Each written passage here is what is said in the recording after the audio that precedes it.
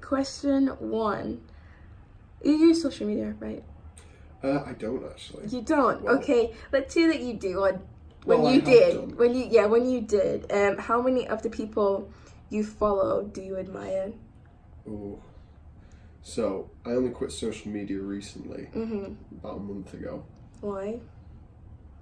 Probably for the reasons which we're going to touch on here. Yeah. There's a lot of negative... Well, there's a lot of good reasons to quit social media, because there's a lot of negative things about it.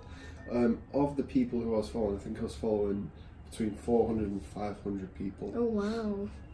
Which seems like a lot, but I've seen more. Let's think, how many of them did I admire? I think must have been sort of I estimate about 200 to 300 of them were probably people who I thought they're either celebrities or artists who I'd look at for inspiration. Yeah. So I'd say a majority of them, like, I don't know, say 250. So about half to. The people that you like admired and like followed and stuff, did you ever feel like, oh, they're doing like, you know, like say artists and stuff, like they're doing so many like amazing things, or celebrities, you know, they're doing all these things and they have like, I don't know, all this money and stuff like that. Have you ever felt that you lack that, or you wish that you had what they had? Yeah, well, yes and no. There are some things which you kind of feel as though, why isn't that in my life? Or you definitely do get that sense of you're looking into someone else's life, and the life which you put on social media is always going to look good, because otherwise you wouldn't be putting it on there. Yeah. But I do think there was definitely elements of it which I thought, damn, I wish that was me. Sometimes it was just kind of like, oh, I wish I could be more like that person. Yeah. There is a darker side to it, where it's sometimes when it can be sort of people who you know. Yeah. Like even people who I've not spoken to for a while, it's kind of like, it's almost like it feels like you're keeping tabs on them at some points. Yeah. Which is kind of like, oh, that's such and such from high school, and that's such and such who I've known since primary school. And it's like, rather than actually speaking to them in the street or anything like that, it's just sort of checking up on them almost. Yeah, you kind of know their lives even though you've drifted apart or you've not spoken in years. Do you feel like that's a negative thing, like on social media? It depends on how you look at it. For me, I'm a very sort of down-to-earth person when it comes to these things. I do use technology a lot. I'm not a light user of technology, but I don't like to rely, well, I try not to rely as much as I think our generation is kind of typically known to do so.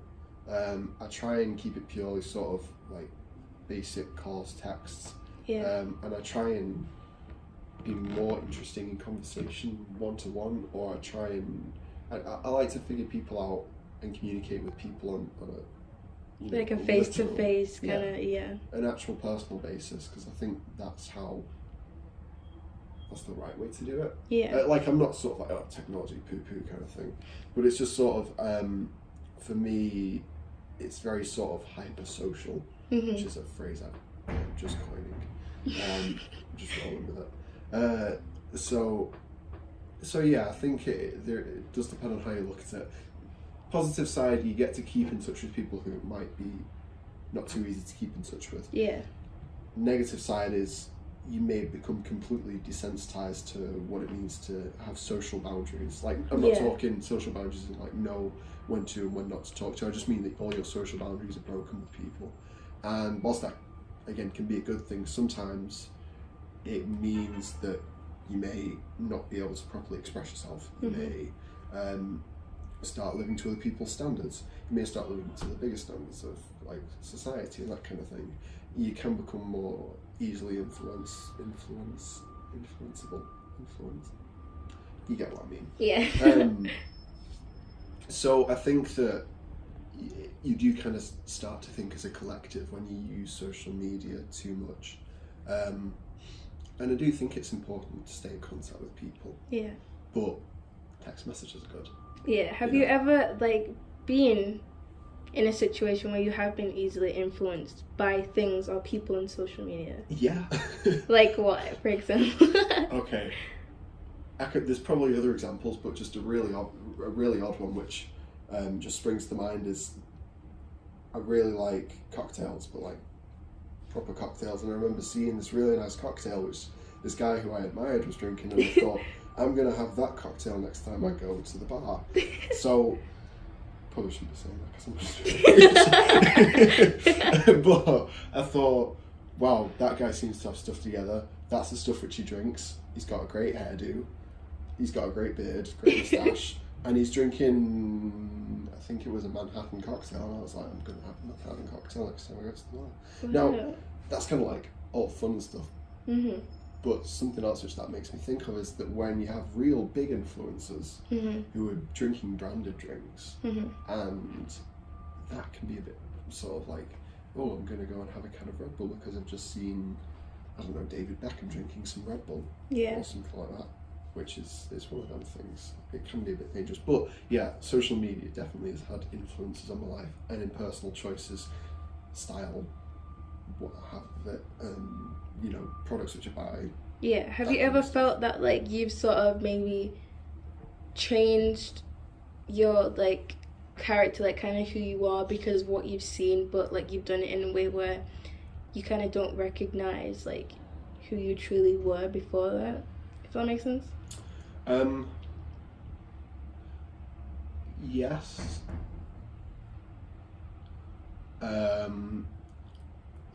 For me, I feel as though I changed quite a lot. On like I feel as though some things can change about me on a daily basis. Yeah. You know, I think that it's healthy to grow as a person.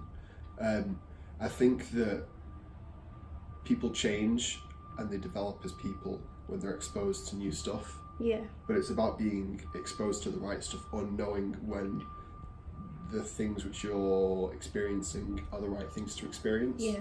And when you're on social media, you're taking in a lot. You know, like brains can store a lot of information, but like in terms of how much you're taking in, like if I'm flicking through and I'm looking at, okay, so say my phone can fit in, I don't know, 20 pictures at one time. If I'm flicking through, that means I'm going 20, 40, 60, 80 individual pictures if I'm just flicking through my tabs, that kind of thing. And even if you're not focusing in on all of them, if you're kind of gently going through them, you're taking all of that in. Yeah. And after a certain point, your brain just can't properly take in the information, and it can sometimes, if you're not careful, it can become a kind of mush in your brain, and you do start to get affected by that, no matter who you are. So the idea that you can kind of rationally decide and have your own views on things which are happening on social media, it can only go so far. So when you're seeing situations being talked about on social media, or you're seeing posts about certain things on social media, whilst when you're looking at that for just what it is, you can judge it very plainly. But when you're going through so much stuff, you can have a very warped sense of things, and it can really start to change you in kind of a numbing way. Yeah. And I think that's one of the reasons why experiencing things for real is important, or more important than experiencing things on social media. Yeah. I think you can experience things on social media. I think that you can learn from social media. For example, I would classify something like YouTube as a form of social media. Yeah. It's trying to be that. And there are some videos on YouTube which I think have made me develop quite a bit as a person, which have kind of really made me learn things, and I think that's a good thing. But it's much more easily consumable when it's in that long video state. And I think that when you're on social media, like Instagram or Facebook, it's just this kind of wall of pure information, and it's kind of hard to make sense of any of that. It's kind of hard to develop when there's just chaos going on in front of you, no matter how deep or complex or meaningful any of it is. That makes sense. Question 2. Before posting, like say like something on like Twitter or like Instagram, do you worry it won't get a lot of likes? Yeah. Yeah. I used to really take posting on Instagram quite seriously. I think there was like a 7-month period where I really took it seriously. Why did you take it seriously? I think it was October, not last year. It might have been last. I think it was the year before last year, and it was in, that's Inktober on Instagram. Yeah. Which is basically a bunch of artists get a load of stuff together. And I think I posted one on the second day, and it got like 10 more likes than usual. I didn't get too many, and I thought, oh, this is fun. And I kind of got a bit of satisfaction from it. And so I tried to really commit to that sort of challenge that month and do one each day. So do you think that by committing to it, you could keep feeling that satisfaction? Well, yeah. I kind of felt that way, and that's why I carried on doing it. But then they kind of all leveled out, and they were still staying a little bit higher than usual. And I thought I'd started to figure it out. But then things kind of started to dip a bit, and I think that at one point I got a freak post which got a lot more likes than any of my others. It got like twice as much as any of my other stuff, and I thought, oh, that's really fun. And I posted for a bit more, and then after a while I kind of just thought, this is making me feel not depressed, but it's kind of making me feel very self-conscious. Yeah. Like, even for me, who's a very sort of like, I like to think I'm quite thick-skinned when it comes to criticism and stuff like that. Yeah. Like, I can be a judge of my own character kind of thing, but even so, I was kind of going there thinking, no, the lighting's just that bit off. If I make it that little bit brighter, people are going to like it more because they like stuff.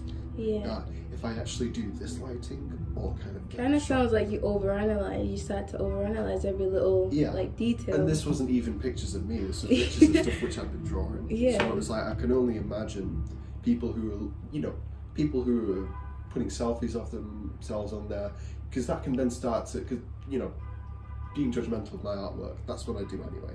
But being judgmental of yourself, sure, we all kind of criticize ourselves and how we look and that kind of thing, but for it to get out of control, like a sense that things would eventually get if I didn't stop, I could really see that happening. That's why it doesn't really surprise me when I hear stories like the ones which you do hear about people kind of losing it over social media.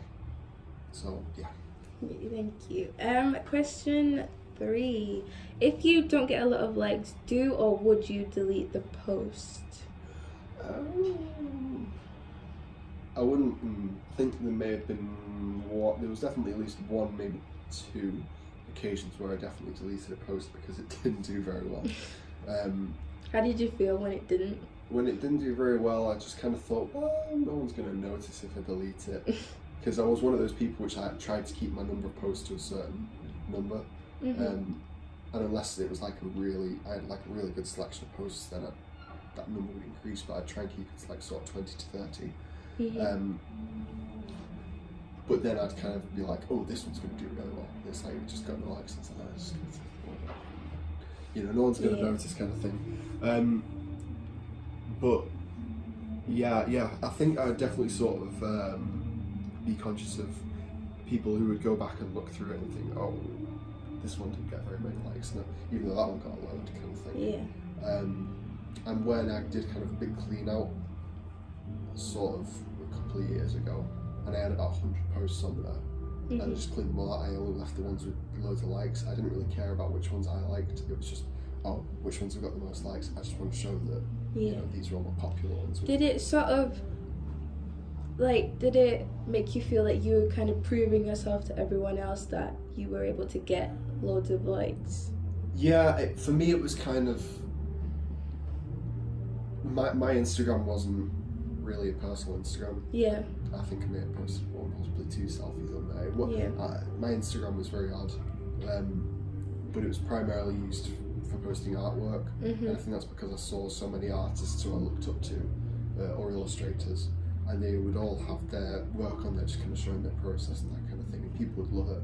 And I thought that would be a really great way to kind of get engaged with the whole sort of digital side and publishing side of this. And so for me, that was kind of what social media was. So I'm trying to remember the question. So when I was going to say something. Give me a second. Artist. So when I'm posting, that's what I was saying. I'm sorry, I completely lost my train of thought. It'll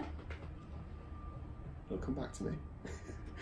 So when I'm posting stuff on there, and I'm kind of presenting it in a certain way, yeah, for me that's me trying to live up to their standard. Yeah. Of kind of, so that one day, I know I'm not, Instagram famous today, but one day when I kind of have followers in, say, thousands or something like that, people will start to really sort of get a sense of my body of work or me as a person kind of thing, so that when, if someone who's involved in the art industry was to come across it in the future, then they would be able to kind of be like, oh, this guy's like this, I kind of like this, and this. And so for me, it was kind of me presenting my persona of how I wanted to be viewed by people, even though it wasn't like a social viewing, it was more of like as a profession, as an artist kind of thing. But then, do you feel like the way that, like, you just said that you wanted to, like, come across in social media, was that a little, would you say that there's, like, a disconnect between who you were on, like, say, your Instagram to who you were in real life? Yeah. Yeah, like, as I said before, whenever I do something kind of really social, I do it face to face, or at most I do it over text kind of thing, or over a phone call. And so for me, trying to be that personal and expose myself deeply on a page which, at the time I think it was about 200 odd people looking at it, that kind of made me very sort of conscious as to what I put on there. Yeah. Sorry, can you just repeat what you were asking? What did you say? Oh yeah, so would you say that there was a disconnect between who you were in social media and who you were in real life? Yeah, so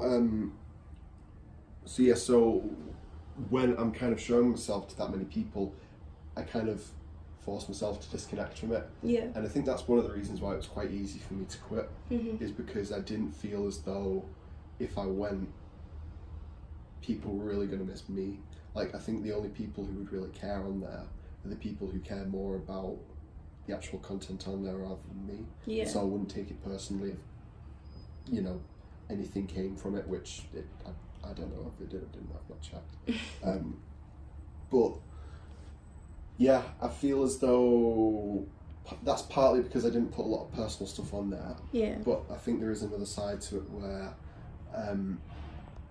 me as a person, what I'm pretending to be on there isn't true of what I am in any sense in real life. Of course, it's a representation of how I want things to be perceived. Yeah. It's not a very good one, but it's my attempt at showing people what I want them to show. It's kind of like a front. Yeah. But then you've got the side. You then kind of think, well, why do I want to show people that? And when you kind of start to break it down, which is what kind of started to make me want to quit it, was just sort of like, okay, so I'm showing this to get validation, in likes or in comments or anything like that, of something which isn't a true, honest representation of me. Yeah. And because there is that disconnect, I don't feel personally connected to it. Yeah. And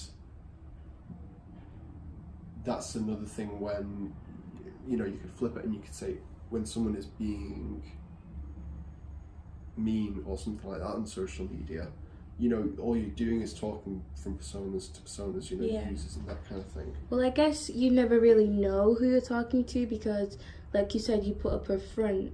So if you put up a front, there's no way that you could, like, possibly be, like, offended if someone was, I guess, like, being mean to you on social media. Do you feel like you wouldn't take it personally because it's not really you they're talking to, it's the person you try and be on social media? Yeah, well, it's kind of, I think it depends on how much you're personally invested in things. Like, there's obviously people like Instagram models, and if you get bombarded with tweets with comments saying something like "you're ugly" or that kind of thing, or if anyone's saying stuff like that to people who are posting personal parts of themselves, whether it's visual, you feel like parts, that's a big life. Like, if you take away, like, sharing personal, like, details and like like you said, you didn't really post like selfies and stuff like that. If you take that personal sort of element away from social media, do you feel like there's, I don't know, what do you feel like it's easy to detach yourself from it, kind of? Because there wouldn't be anything linking you to social media, sort of. Yeah, I'd say it's definitely easier. Because I think the less of a personal attachment you have to it, the easier it is to distance yourself from it. Yeah. But purely thinking on the kind of culture around it, it's kind of when you're on, so going back to what I was saying before, because I think that's going to help this point. Yeah.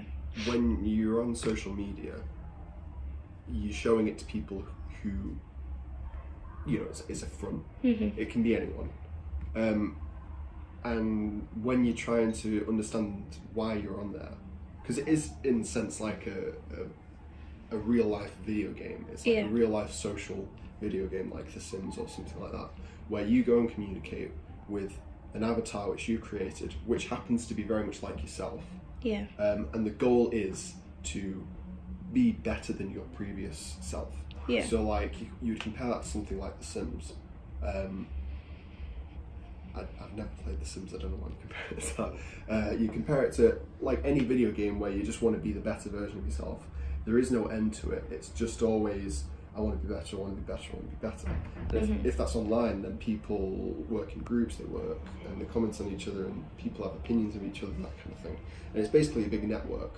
Whereas when you look at social media, it's essentially the same kind of idea, where you just want to be better than your previous self. You want more likes, more followers, more comments, more publicity kind of thing. You want more validation. And it's that emotional kind of feeling of warmth which we get from it, and that's why we do it. And so when you're breaking it down into that, you're thinking, well, the reason why I'm exposing parts of myself to the World Wide Web in hopes that a lot of people are going to notice it is purely because I want them to notice me as a person and get validation as a person. Yeah. But then when you kind of realise, well, that's what everyone wants in life anyway, and you start to realise, why do we need social media in order to achieve that? And the reason is because it's designed to make you feel as though you're achieving it without actually making you achieve it. I mean, you take away, no, I understand that people have jobs on Instagram and that kind of thing, and some people can live genuine lives with social media as kind of the key part of it. But when you get an average Joe who's trying to, you know, find a purposeful life, you're giving him something which is kind of measuring his success, his or her success, based off their social media status. Yeah. And if they're kind of purely basing their self-perception off of that, if they become dependent on that kind of measure, then that can destroy that can in the long run destroy a person's life. You know, if you take a scenario away where that person will go on to become, I don't know, a CEO of a company or the next president, prime minister, world leader, politician, that kind of thing. Whereas on the other route, they kind of measure their sense of success based on how popular they are on social media. Then. I'm just gonna get my phone because I'm gonna go. Sorry. Thank you. Yeah, no, the phone's not mine. The phone's Nyah's. Sorry. Thank you. Sorry.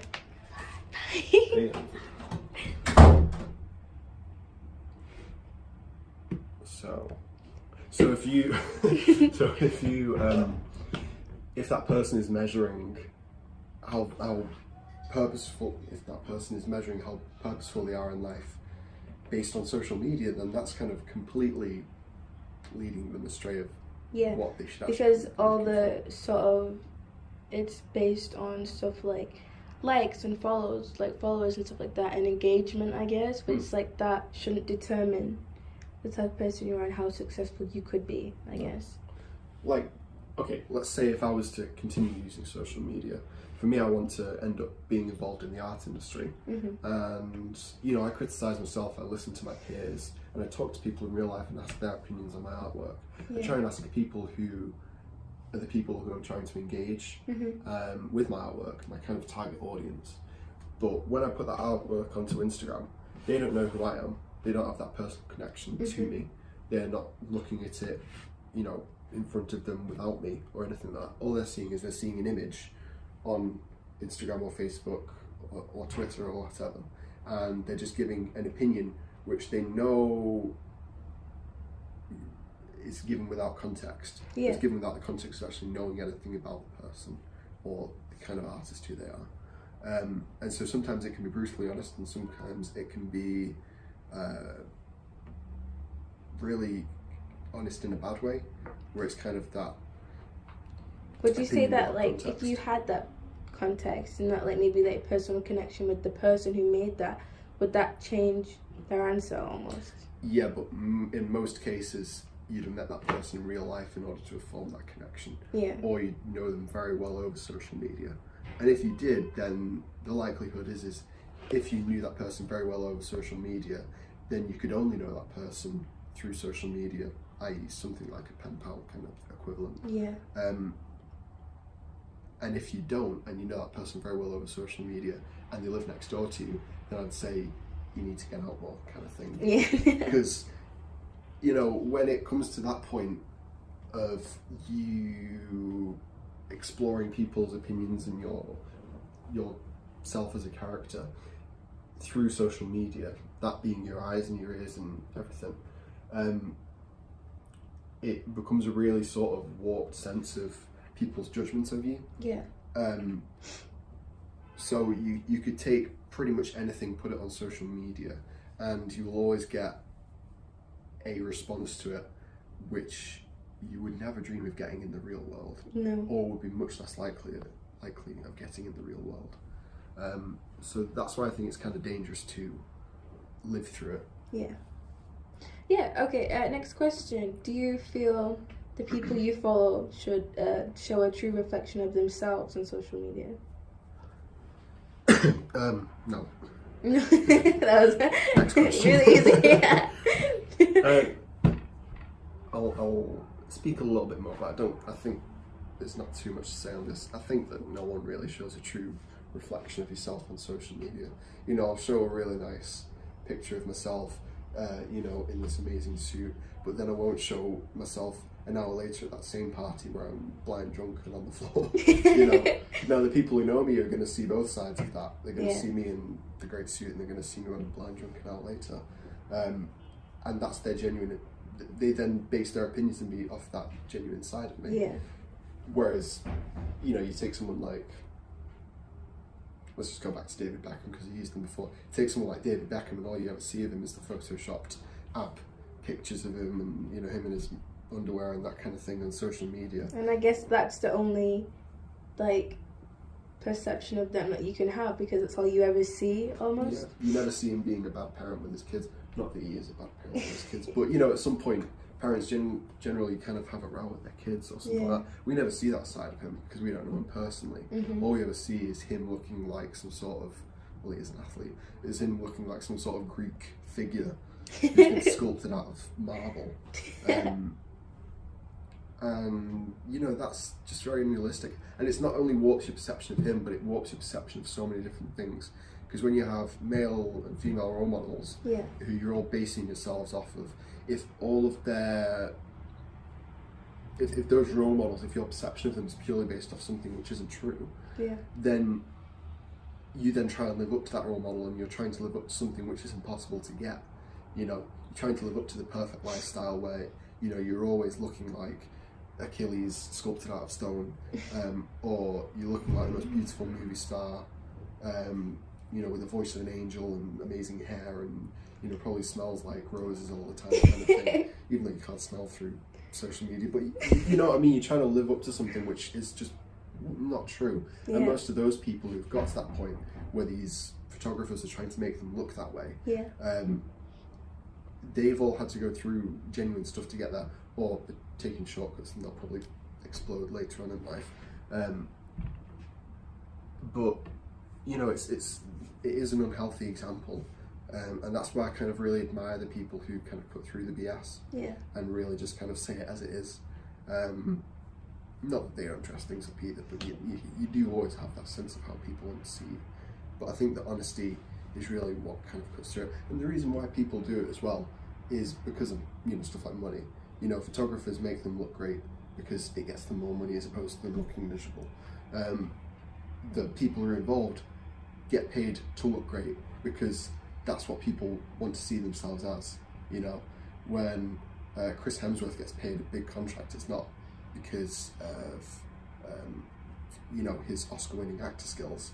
Otherwise, all the Daniel Day-Lewis's and, you know, all the amazing actors and actresses would be the top billed ones. But no, it's all the celebrities who have the best characters who people can follow, like Chris Hemsworth, you know, Scarlett Johansson, basically all the Avengers cast. Because they're great role models for people to kind of get behind, and they are genuinely nice people from what I've seen of them. But that's just what you've seen of them. You've never seen them as actual people. You've seen what, like, on social media and on the screen and stuff. And I mean, if you dig back far enough, you'll eventually find that these people aren't perfect. I know someone like Chris Evans had a huge drug problem a few years ago, and Robert Downey Jr. had a huge drug problem years and years ago. So when you kind of strip back the layers of who these people are trying to be presented as, you do realise that, you know, even the best of us have flaws, and in our society at the moment we're not being told, but we're kind of being subliminally led to believe that these people are perfect, and that's not the case. Yeah. You know? Yeah. So. Next question. Well, I guess because you don't use social media that much, it won't, like, mean anything, but how many times a day do you think about checking social media, or may have used to check about it and Well, since I've quit, I've been using YouTube a lot more, and Netflix. Like, I've been binging a lot more shows, and that's kind of, you know, it feels as though, even though I've been off Instagram, and I've pretty much never used Facebook, and that's been about a month, maybe a bit more. I feel as though my schedule stayed the same, which is kind of makes me think, it's like, what am I doing more of? Because I'm not doing anything more of the stuff which I should be doing more of. Yeah. Like, you know, house chores and, you know, exercise and actual work, that kind of thing, you know, artwork. So I'm doing more of binging shows. I'm watching YouTube videos more. So it's kind of like the alternates have kind of taken over the places of it. Yeah. And so I found myself thinking of it quite a bit, which is kind of like my next goal is to try and not use YouTube and Netflix, but kind of figure out a way to kind of make myself cut back.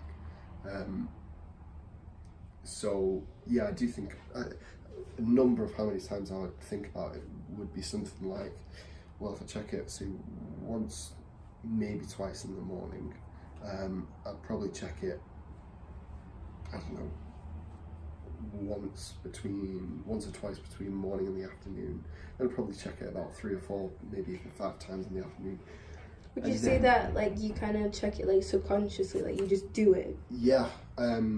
Big one is I'd always sort of check it when I get stuck at something.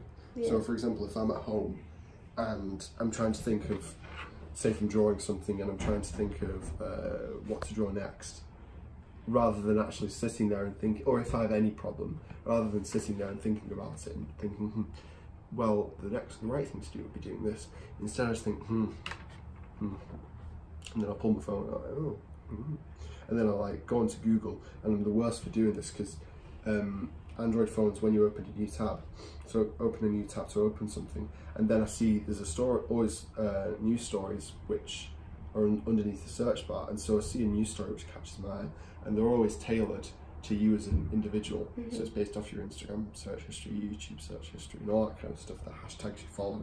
And so I think, oh, I didn't know that this is a genuine one. Game of Thrones cast have basically confirmed Jaime Lannister is alive. Like, I click on that, or I see an even better one below, and then I scroll down that, and it's like, I get back to the top, and I'm like, what was I going to search for again? And then it's like, oh damn, I forgot.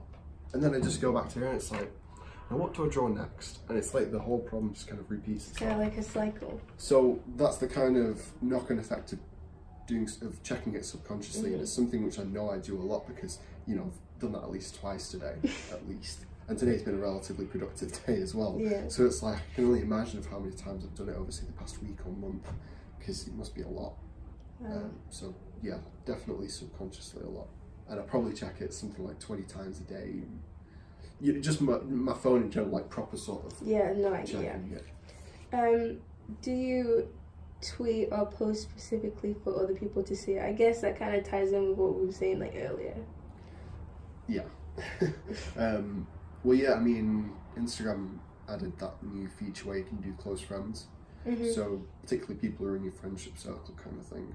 That was something which I thought, oh, that's a really good idea, because that means that I can still post stuff which I can be personal about, and I can kind of do people who are tagged as my close friends, and they can still see that, and then the masses of people, well, not masses, the few people who follow me won't be able to see that because I don't want them to, kind of thing. So yeah, there's definitely that intent that certain people will see certain things.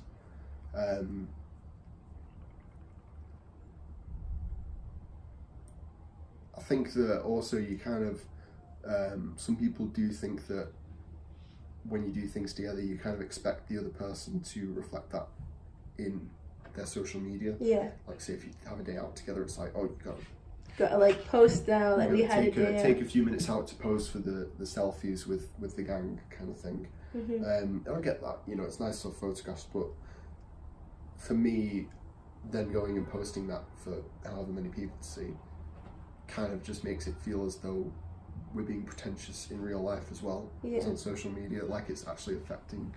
Would you say that like that kind of takes time away from like the social gathering to sort of like, oh wait, but we have to take these pictures for Instagram? Well, yeah. Well, I mean, I see it in girls. I'm trying to think how I see it in guys, because you know, with girls they want to stay visually appropriate for Instagram photos. So say if they're at a party, they don't want to get shit faced until, you know, later on, until after all the photographs have gone. The guys, we care a little bit less about it. But we still have that idea that, you know, the classic one is the kind of lads photo where it's like, oh, this guy kind of thing. And it's all when you kind of first gather together, or you know, you take some photograph of your mates being stupid kind of thing, and that goes on Instagram. So you definitely. Chatting shit. Who? Me? Yeah. Okay. I'm always chatting shit. Oh, you got a new phone? No. This is that? Case. Oh. Because I don't have any storage on my phone, so Bettina was just like, does anyone have a phone that I can borrow? But she's very 34 minutes, 36 minutes. 37 minutes. Yeah. I mean, we have one question left, so we're getting there. Why didn't you ask me these questions? Because when I was doing it on the first time, I should probably